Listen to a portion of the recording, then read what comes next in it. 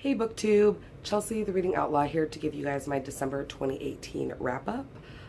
No surprise to probably any of you, but 2018 was the last month of a rough year and I was done. Like my brain quit on me so hard. I watched like 3 seasons of Dance Moms, which if you guys know anything about Dance Moms, those seasons are like a bajillion episodes long. But I just couldn't do it. I read so many graphic novels. I reread so many graphic novels. But it was really, really great. I really love graphic novels. I neglect them a lot, and then they come in, like, pinch hit for me when I'm really in a rough spot, just like this time. And I really, really enjoyed everything that I read. So at the beginning of the month, I finished up the most recent volumes that my library has available of Fence by C.S. Pacat and Johanna the Mad. This is a fencing, enemies to lovers, queer sports romance set at a boarding school, and I'm in love with it. I'm so in love with it. At the end of volume 9, our enemies are just starting to, like, maybe not be such enemies, and I don't want to say anything to ruin it, but this graphic novel series explores such a good spectrum of queerness, and it does such a good job building that tension and that rivalry. And you don't have to know anything about fencing. I don't know anything about fencing. I thought it would bother me. It didn't. It's so great. I loved it so much. I really, really recommend picking it up. I read all of these digitally, so it's worth checking to see if your library also has a copy. Right after that, I read volume 1 of Ice Cream Man, Rainbow Sprinkles by Maxwell W. Prince. This is a very weird comic, you guys. It's a horror comic that's like a short story collection, but not, and all the short stories are set in this small town and feature this very, very creepy ice cream man who is like a serial killer and also perhaps a pedophile, but not, and maybe also a mythical creature. I got nothing, you guys. It was creepy. It was horrific. It was recommended for fans of people who like Nailbiter.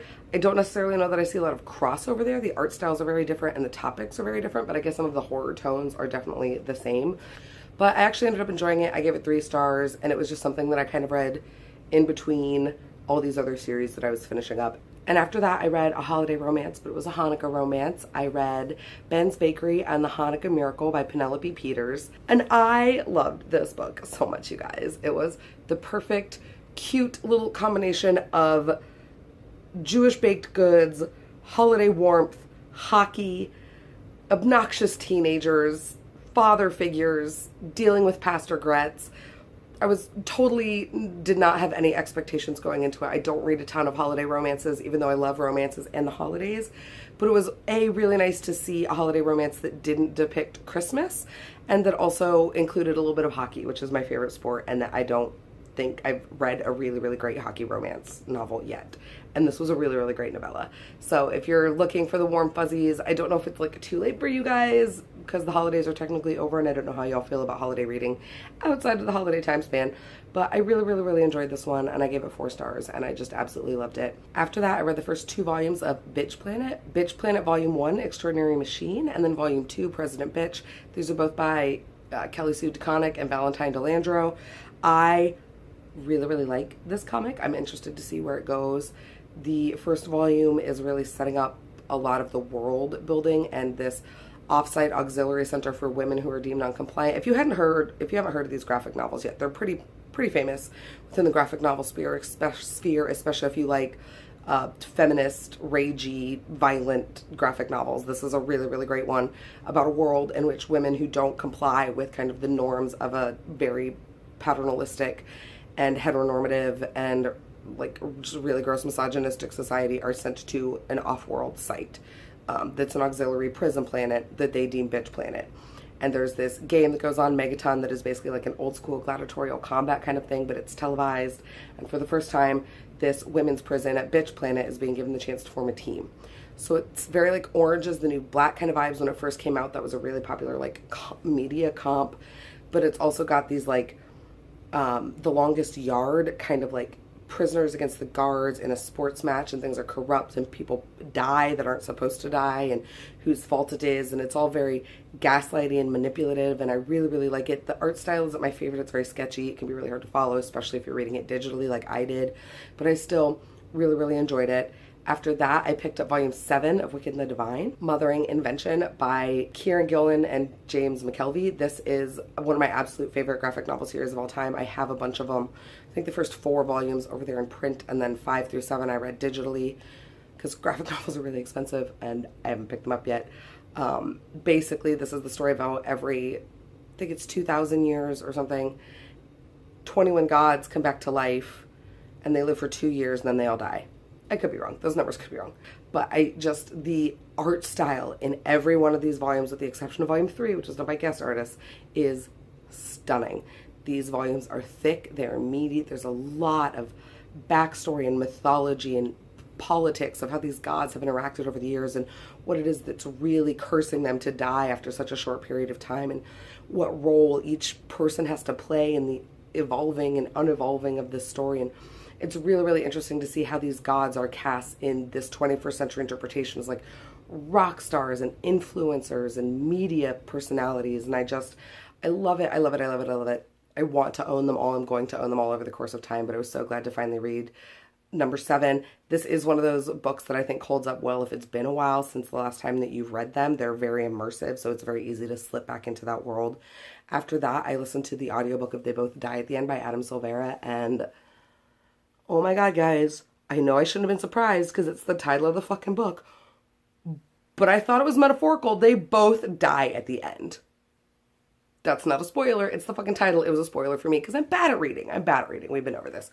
But the audiobook was it snuck up on me. Like, the audiobook is great, and I was listening and I was really enjoying it and getting to know these 2 different characters, and then all of a sudden, tears pouring down my face, the acceptance and the found family, and just the drive and the impetus of what would you do if you got a call and you knew that you were going to die in 24 hours. That's the premise of this book. These people live in a world in which you can receive a call at any moment that this is the day you're going to die, and you have 24 hours from that point. You don't know how you're going to die. No one does. The person calling you doesn't know. All they know is that your number popped and it's your time to go, and you have 24 hours. And that concept is so viscerally both exhilarating and terrifying, and just brings so many thoughts to the forefront, that to have those swirling around in your head as you listen to this love story between these 2 broken people who are still happy people and who still have goodness and happiness inside them, and who learn to come out of their own shells and be better together. It's just, I loved it, you guys. It was so good. It was so good. It was so good. It was the best book I read this month, hands down. And then as soon as I finished listening to that, I read volumes 1 through 9 of Saga, because of course I did. Oh my god. Oh my god. Oh my god. Oh my god.